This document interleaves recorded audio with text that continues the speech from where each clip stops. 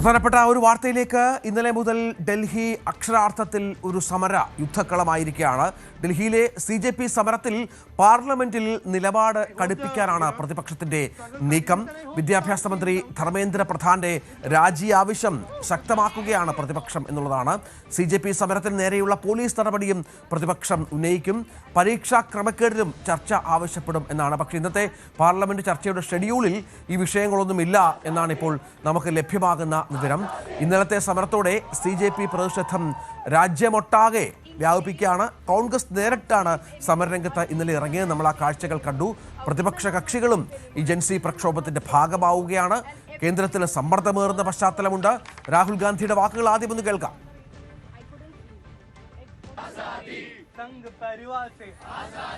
വിദ്യാർത്ഥികളെ ആയുധമാക്കി രാഹുൽ ഗാന്ധി നാടകം കളിക്കുന്നുവെന്നാണ് കേന്ദ്രമന്ത്രി ധർമ്മേന്ദ്ര പ്രധാന്റെ ആരോപണം. എന്നാൽ ധർമ്മേന്ദ്ര പ്രധാന്റെ രാജിയില്ല എന്നാണ് BJP.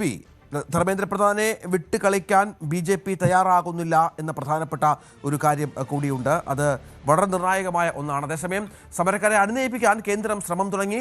ചില കേന്ദ്രമന്ത്രിമാർ സോനം വാങ്ചുക്കിനെ ആശുപത്രിയിലെത്തി കണ്ടു എന്നാണ് മനസ്സിലാക്കേണ്ടത്.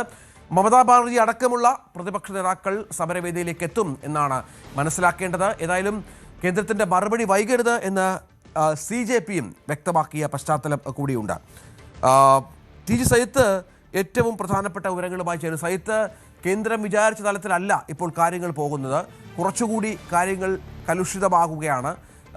രാജ്യവ്യാപകമായി സമരം വ്യാപിക്കുന്നു. ഇന്നലെ കേരളത്തിലെ ലോക് ഭവന്റെ മുന്നിൽ പോലും ഈ സമരത്തിൻ്റെ അലയൊലികൾ നമ്മൾ കണ്ടു. അനുരഞ്ജനമല്ലാതെ മറ്റു മാർഗമില്ല. എന്താണ് കേന്ദ്രം ഈ വിഷയത്തിൽ എടുത്തിരിക്കുന്ന സമീപനം?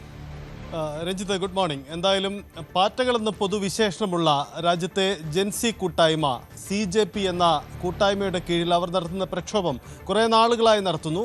കുറേ ആഴ്ചകളായി അവർ ജന്തർ മന്ദറിലും രാജ്യ തലസ്ഥാനത്തും പ്രക്ഷോഭത്തിലുണ്ട്. പക്ഷേ കഴിഞ്ഞ 2 ദിവസങ്ങളാണ് സമരത്തിൻ്റെ ചിത്രവും മുഖവും ഒക്കെ മാറി മറിയുന്നത്. മറ്റൊന്നുമല്ല, അവരുടെ പാർലമെൻറ്റ് മാർച്ചാണ്. പാർലമെൻറ്റ് മാർച്ചിൻ്റെ ആദ്യ ദിവസം ഏറെക്കുറെ അവരെ അവഗണിച്ചു വിട്ടു. അത് വലിയ ആൾക്കൂട്ടമാവില്ലെന്ന് കരുതി. പക്ഷേ രണ്ടാം നാൾ സംഭവിച്ചത് വൻ ആൾക്കൂട്ടമായി അത് മാറുന്നു എന്നതാണ്. അതോടുകൂടി രാജ്യത്തിൻ്റെ മുഖ്യ ശ്രദ്ധ പൂർണ്ണമായും ഈ പാർലമെന്റിലേക്കും രാജ്യ തലസ്ഥാനത്തെ ഈ വിദ്യാർത്ഥി പ്രക്ഷോഭത്തിലേക്കും മാറി എന്നതാണ്.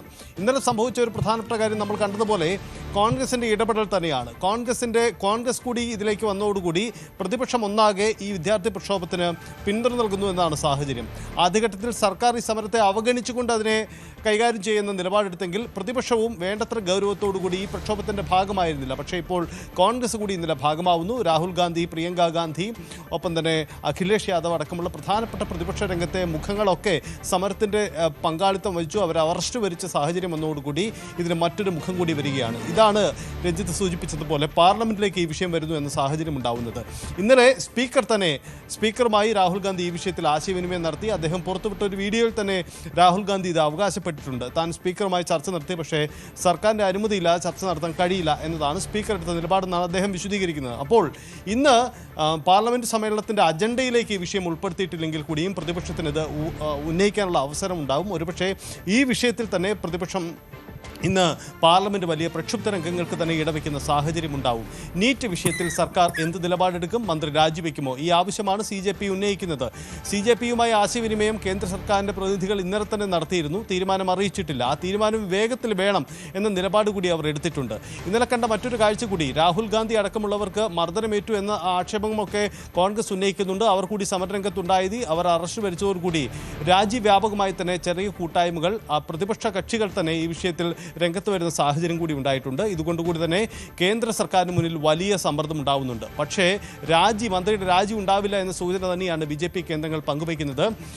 അല്പസമയം മുമ്പ് ധർമ്മേന്ദ്ര പ്രധാൻ തന്നെ നടത്തുന്ന ഒരു ട്വീറ്റിൽ അദ്ദേഹം രാഹുൽ ഗാന്ധിക്കെതിരെ വലിയ ആരോപണം തന്നെ ഉന്നയിക്കുന്നുണ്ട്. കാരണം വിദ്യാർത്ഥികളെ മറയാക്കി നിർത്തിക്കൊണ്ട് സർക്കാർ വിരുദ്ധ പ്രക്ഷോഭം നടത്തുന്നു അടക്കമുള്ള വലിയ ആരോപണങ്ങൾ അദ്ദേഹം ഈ ട്വീറ്റിലൂടെ ഉന്നയിക്കുകയും ചെയ്യുന്നുണ്ട്. അതിൻ്റെ അർത്ഥം ധർമ്മേന്ദ്ര പ്രധാനും ഉറച്ചു തന്നെയാണ്, അദ്ദേഹത്തിൻ്റെ രാജിയില്ല എന്ന്. തീർച്ചയായും ധർമ്മേന്ദ്ര പ്രധാനെ പൂർണ്ണമായും സംരക്ഷിക്കുന്ന നിലപാട് BJP തുടരുകയാണ്, കേന്ദ്രം തുടരുകയാണ്. ഇതിനിടയിൽ രാഹുൽ ഗാന്ധി മാധ്യമങ്ങളെ കണ്ടിരുന്നു.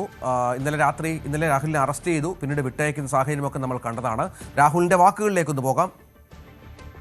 This morning I went and met the Speaker of the Lok Sabha and I said to him that it was important that we be allowed to debate what happened to the students the day before. The speaker said he needed to take permission from the government, but it was very clear to us in the hours after that there was no interest in the government of having a debate. तो हमने decision लिया कि हम prime minister के घर के सामने जाके धरना करें और जो स्टूडेंट्स की इशू है, जो देश के लिए सबसे जरूरी इशू है और जो उनके खिलाफ किया गया है, वो हम नेशनल अटेंशन में लाएं और प्राइम मिनिस्टर का घर के सामने जाके करें. Why is the Indian education system collapsing? Why are papers leaking? Why is education so expensive in India? Why do families have to destroy themselves financially to educate their children? These are legitimate questions. And there's absolutely nothing wrong with asking these questions. Students की मांगे हैं, पहला धर्मेंद्र प्रधान और अमित शाह का resignation, दूसरा कि students को जिन्होंने मारा है, जिन्होंने ह्यूमिलिएट किया है, उन पर एक्शन लिया जाए और जो भी स्टूडेंट्स पर केसेस हैं उनको हटाया जाए.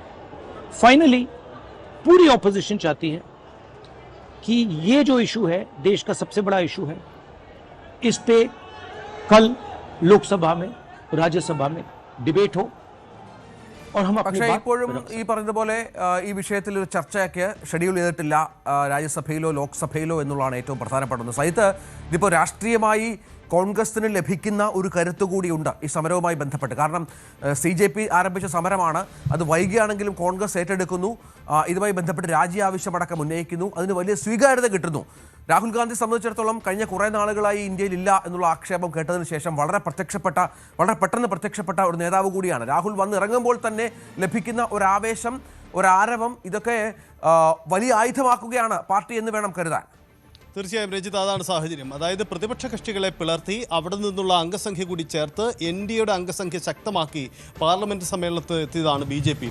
അവർക്ക് മുന്നിലാണ് പൊടുന്നനെ ഈ വിഷയം കടന്നു വരുന്നത്. അത് കോൺഗ്രസ് കൂടി ആ സാധ്യത ആക്കി മാറ്റുന്നു എന്നതാണ്. കോൺഗ്രസ് ആദ്യം ഈ സാധ്യത തിരിച്ചറിയാൻ അല്പം വൈകിയെന്ന ഒരു വിമർശനം കൂടി ഉണ്ടായിരുന്നു. കാരണം ബദൽ വിദ്യാർത്ഥി കൂട്ടായ്മകളൊക്കെ സംഘടിപ്പിച്ചുകൊണ്ടായിരുന്നു രാഹുൽ ഗാന്ധിയുടെ ക്യാമ്പയിൻ. പക്ഷേ ഇപ്പോൾ ഒടുവിൽ CJP വേദിയിലേക്ക് തന്നെ ഇവർ എത്തി എന്നതാണ് സാഹചര്യം. അതോടുകൂടി അതിൻ്റെ പ്രക്ഷോഭത്തിൻ്റെ മുഖം ഒന്നുകൂടി മാറി. അല്പസമയം മുമ്പ് നമ്മൾ കേട്ടതുപോലെ രാഹുൽ ഗാന്ധി പറഞ്ഞതുപോലെ ഇന്ന് പാർലമെന്റ് ഇരുസഭകളിലും രാജ്യസഭയിലും ലോക്സഭയിലും ഈ വിഷയം ഉന്നയിക്കാൻ പ്രതിപക്ഷം ശ്രമിക്കും. സ്വാഭാവികമായും സർക്കാർ നടത്താൻ പോകുന്ന പ്രതികരണം കൂടി പ്രധാനപ്പെട്ടതും കൂടിയാണ്. മറ്റൊരു കാര്യം കൂടി രഞ്ജിത്തുള്ളത്, ദേശീയതലത്തിൽ മറ്റൊരു രാഷ്ട്രീയം കൂടി ചർച്ച ചെയ്യപ്പെടുന്നുണ്ട്. കാരണം യഥാർത്ഥത്തിൽ വിദ്യാർത്ഥി പ്രക്ഷോഭത്തെക്കാൾ ഏറ്റവും വലിയ വിഷയം കേന്ദ്ര സർക്കാരിനെ കാത്തിരിക്കുന്നത് അയോധ്യയിലെ വിവാദങ്ങളുമായി ബന്ധപ്പെട്ടാണ്. യഥാർത്ഥത്തിൽ ഇപ്പോൾ നടക്കുന്ന വിദ്യാർത്ഥി സമരവും അതിൻ്റെ അനുബന്ധ വിവാദങ്ങളും മൂലം അയോധ്യ വിഷയം മാറിപ്പോവുകയാണ്. അത് കേന്ദ്ര സർക്കാരിന് മുന്നിലേക്കോ പ്രതിപക്ഷത്തിൻ്റെയോ പ്രധാനപ്പെട്ട വിഷയമേ മാറുന്നില്ല. ഒരുപക്ഷെ ബോധപൂർവമായി ഈ സമരം നീട്ടിക്കൊണ്ടുപോകാൻ സർക്കാർ ശ്രമിക്കുന്നതാണോ എന്ന വിലയിരുത്തലുകളും രാഷ്ട്രീയ കേന്ദ്രങ്ങളിൽ നിന്നും ഉണ്ടാവുന്നുണ്ട്. അതുകൊണ്ട് ദേശീയ തലത്തിൽ നടക്കാൻ പോകുന്ന രാഷ്ട്രീയ നീക്കങ്ങൾക്ക് ഏറെ പ്രാധാന്യമുണ്ട്. ഇപ്പോൾ CJP സമരത്തിന് പുതിയൊരു മുഖവും ഭാവവും കൈവന്നു എന്നതാണ് ഇപ്പോഴത്തെ വസ്തുത. ഏതായാലും ഇന്ന് ഈ വിഷയത്തിൽ കേന്ദ്രം സ്വീകരിക്കുന്ന നിലപാട് നിർണായകമാണ്. ഇന്നലെ രാത്രി മുതൽ തന്നെ അനുരഞ്ജന ശ്രമങ്ങൾ ആരംഭിച്ചു കഴിഞ്ഞു. നേരത്തെ പറഞ്ഞതുപോലെ സോനം വാങ്ചുക്കിനെ 2 കേന്ദ്രമന്ത്രിമാർ പോയി കണ്ടു എന്നുള്ള വിവരങ്ങൾ കൂടിയുണ്ട്. ഒരുപക്ഷെ ലോക്സഭയിൽ ചർച്ചയ്ക്ക് തയ്യാറാവുക എന്നുള്ള നിലപാടിലേക്കൊക്കെ വന്നാൽ രാജി ആവശ്യത്തിലാണ് ഇപ്പോൾ പുറകോട്ടുള്ളത്. അത് ഈ സമരത്തിന് ഒരുപക്ഷെ അതിൻ്റെ ഒരു വീര്യമൊന്ന് കുറയാൻ കാരണമായേക്കാം. പക്ഷേ കാത്തിരുന്ന് കാണാം.